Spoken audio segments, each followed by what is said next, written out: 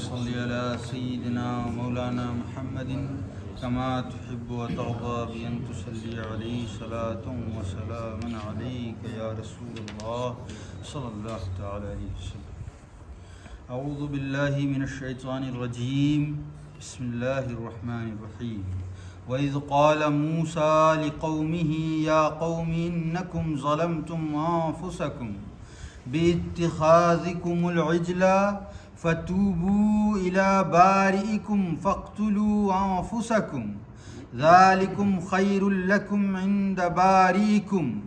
فَتَابَ عَلَيْكُمْ إِنَّهُ هُوَ التَّوَّابُ الرَّحِيمُ. ترجمہ معارف القرآن. اور جب کہ کہا موسیٰ نے اپنی قوم کے لیے کہ اے میری قوم، بے شک تم نے اندھیر کر دیا خود اپنے لیے اپنے بت بنا لینے سے گوسالہ کو، تو متوجہ ہو جاؤ اپنے پیدا کرنے والے کی طرف کہ قتل کر ڈالو اپنوں کو، یہ بہتر ہے تمہارے لیے تمہارے پیدا کرنے والے کے نزدیک. پس توبہ قبول فرما لی تمہاری، بے شک وہی توبہ قبول فرمانے والا بخشنے والا ہے. تفسیر. اور اسی واقعے کا ایک ٹکڑا یہ بھی ہے کہ جب کہ کوہ طور سے واپسی پر گوسالہ پرستی دیکھی تھی تو کہا تھا موسیٰ نے اپنی قوم کے فائدے کے لیے، اور اعلان کیا تھا کہ اے میری قوم، بے شک تم نے بہت بڑا اندھیر کر دیا خود اپنے لیے، کسی کا کچھ نہ بگڑا، خود تمہارا بگڑا تمہارے اپنے بت بنا لینے سے. تصویر گوسالہ کو ایسا مشرکانہ جرم کر ڈالا ہے تو اس کے سوا نجات کی کوئی صورت نہیں کہ متوجہ ہو جاؤ اپنے پیدا کرنے والے اللہ تعالی کی طرف، سچے دل سے توبہ کرو اور اس کے حکم کے سامنے گردن ڈال دو کہ قتل کر ڈالو اپنے ہاتھ میں تلوار لے کر خود اپنوں کو. ہر گوسالہ پرست گردن جھکا کر کھڑا ہو جائے اور جو اس جرم میں نہ تھا وہ گردن کاٹتا چلا جائے. توبہ کا یہ طریقہ رہ گیا ہے جو نہایت بہتر ہے تمہارے لیے، اسی میں تمہارا بھلا ہے، کسی اور کے نہیں بلکہ خود تمہارے پیدا کرنے والے اللہ تعالیٰ کے نزدیک، کیونکہ ایمان لانے کے بعد تم گوسالہ پرستی کے سبب مرتد ہو چکے، اور مرتد کی سزا اللہ تعالیٰ کے نزدیک باوجود توبہ کے قتل ہے. چنانچہ مجرموں نے ایسا ہی کیا اور دو زانوں بیٹھ کر گردن جھکا دی اور قتل عام ہوتا رہا، مگر کسی نے سر نہ اٹھایا نہ جنبش کی، یہاں تک کہ 70,000 کو ان 12,000 نے جو حضرت ہارون کے ساتھی تھے اور گوسالہ پرستی میں شریک نہ تھے قتل کر ڈالا. اس منظر سے حضرت موسیٰ و حضرت ہارون کے رحم و کرم میں جوش آ گیا، دست بدعا ہوئے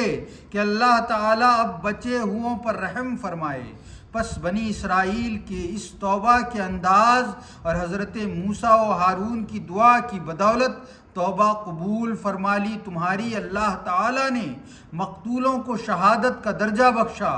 اور جو بچ گئے انہیں معاف فرما دیا اور بخش دیا. بے شک وہی اللہ تعالیٰ توبہ قبول فرمانے والا بخشنے والا ہے. جس کی توبہ وہ نہ قبول فرمائے تو پھر کون قبول کرے، اور جس کی توبہ وہ قبول فرمائے اسے کوئی رد نہیں کر سکتا. صدق اللہ مولانا العظیم. اللہ رب العزت نے اس واقعے کا ذکر اپنی پچھلی آیات کریمہ میں بھی فرمایا، اور یاد کرو جب تمہاری جانوں نے جانوں کو قتل کیا. تو اللہ رب العزت اس بات کی طرف ہمارا دھیان دلانا چاہتا ہے کہ لوگوں، یہ واقعہ بنی اسرائیل کے ساتھ ہو چکا ہے، اور تم بھی یاد رکھو کہ تم سے دنیا کا کوئی بھی گناہ سرزد کیوں نہ ہو جائے، کوئی بھی گناہ، تمہارا رب تمہیں معاف کرنے کے لیے بیٹھا ہے، تیار ہے، لیکن تمہاری توبہ ویسی ہونی چاہیے. امام نووی نے اپنی کتاب ریاض الصالحین میں بیان فرمایا ہے کہ توبہ کی 3 شرطیں، توبہ کی 3 شرطیں. ایسے ہی نہیں کہ کسی نے کوئی گناہ کیا استغفر اللہ توبہ توبہ، یہ آج کل جو کرتے ہیں اس طرح گال پہ حال پھرا لیا سوچتے ہو گئی توبہ. توبہ کی 3 شرطیں. توبہ کی پہلی شرط یہ ہے کہ جس گناہ پر وہ توبہ کر رہا ہے اللہ کا بندہ، اسے اس گناہ پر شرمندگی ہونی چاہیے کہ میں نے یہ غلط کام کیا ہے، اللہ رب العزت کی نافرمانی کی ہے، اس کے احکام کے خلاف چلا گیا ہوں، اس لیے یا اللہ رب العزت میں شرمندہ ہوں اپنے اس جرم پر، اپنے اس گناہ پر، اور میں تیری بارگاہ میں آیا ہوں تاکہ تجھ سے بخشش طلب کروں، تاکہ تجھ سے اپنے گناہ کی معافی طلب کروں، تاکہ رجوع کروں تیری طرف،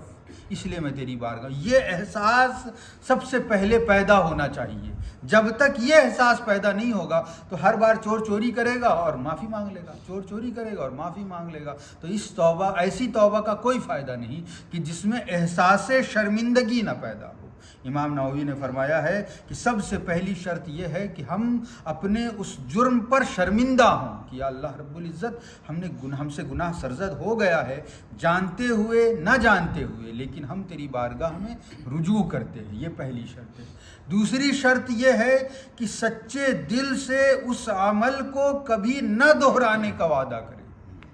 کہ اب دوبارہ میری زندگی میں، جب تک اللہ رب العزت نے مجھے اس قید حیات میں رکھا ہے، اس زندگی میں رکھا ہے، میں اس گناہ کو دوبارہ نہیں دہراؤں گا، یہ عہد ہونا چاہیے۔ اور کس کے ساتھ ہونا چاہیے؟ ہمارے پیدا کرنے والے کے ساتھ۔ دیکھیں اللہ رب العزت نے اس آیت کریمہ میں بھی اپنے توبہ کے موقع پر اپنے آپ کو اللہ نہیں کہا، کیا کہا؟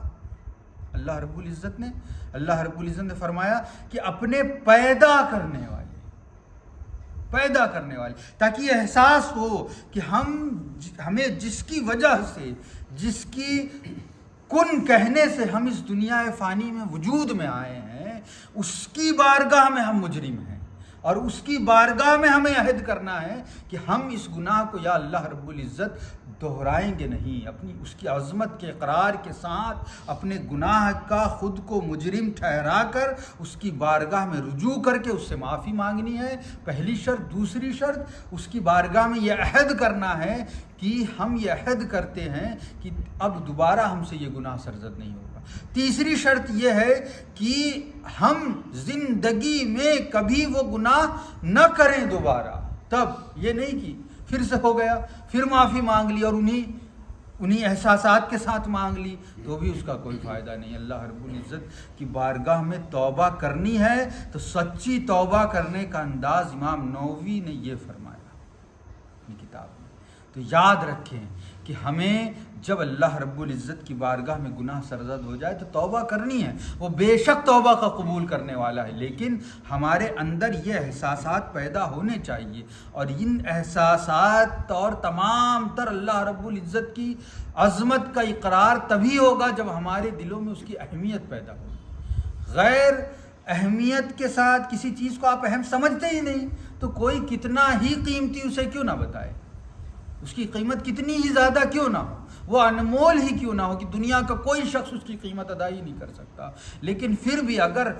جس کے پاس وہ چیز ہے اسے ہی اس کی اہمیت کا احساس نہ ہو تو اس کے ہونے نہ ہونے کا کوئی مطلب نہیں ہے۔ تو اللہ رب العزت نے اس آیت کریمہ میں اسی واقعے کا ذکر فرمایا اور فرمایا کہ تمہارا میری بارگاہ میں، اللہ رب العزت نے اس واقعے میں، مفسرین کرام نے اس واقعے میں بیان فرمایا نا کہ وہ اللہ رب العزت کی بارگاہ میں دو زانو بیٹھ گئے، جن لوگوں نے گناہ کیا تھا گائے کی اس مورتی کو پوجنے کا، اس تصویر کو پوجنے کا،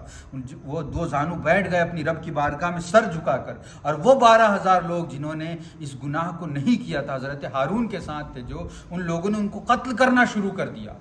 اور حال یہ تھا کہ 70,000 قتل کر ڈالے لیکن کسی نے سر تک نہیں اٹھایا، اف تک نہیں کیا، یہ حال تھا۔ اور اس ہیبت ناک عالم میں نبی موجود تھے، حضرت ہارون اور حضرت موسیٰ، اور اللہ رب العزت کے کرم سے ان کے دل میں رحم پیدا ہوا اور انہوں نے دعا مانگی۔ یہ حال دیکھ کر، فرما برداری کا یہ انداز دیکھ کر، تو اللہ رب العزت کا یہ واقعہ بیان کرنے کا مقصد یہ ہے کہ تم میری بارگاہ میں ایسے فرما بردار ہو جاؤ کہ جو تمہارے رب کا حکم تم تک پہنچا، بس بلا کسی تکلف کے، بغیر کسی غور و فکر کے، رب نے کہہ دیا ہم نے مان لیا، یہی ایمان ہے۔ اور اسی کی دل سے تصدیق، عمل سے تصدیق کا نام ایمان ہے۔ تو اللہ رب العزت سے دعا ہے کہ اللہ رب العزت اس آیت کریمہ کے صدقے، اس قرآن مجید کے صدقے ہم سب کو عمل کی توفیق عطا فرمائے۔ اللہ رب العزت ہماری توبہ کو قبول فرمائے۔ وما علینا الا البلاغ۔ الفاتحہ۔